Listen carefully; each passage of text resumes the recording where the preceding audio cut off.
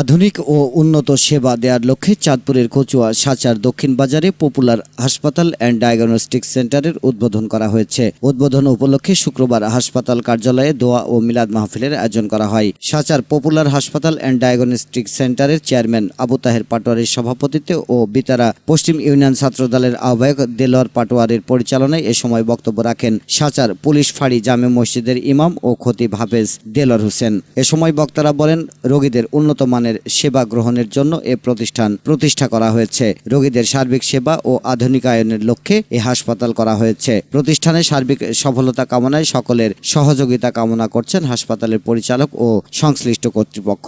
এ সময় সাচার পপুলার হাসপাতাল and diagnostic সেন্টারের পরিচালক ডাক্তার মোহাম্মদ মেহেদী হাসান শাওন, জাহাঙ্গীর সরকার সহ এলাকার গণ্যমান্য ব্যক্তিবর্গ উপস্থিত ছিলেন। পরে প্রতিষ্ঠানের সফলতা কামনায় বিশেষ দোয়া ও মোনাজাত পরিচালনা করা হয়।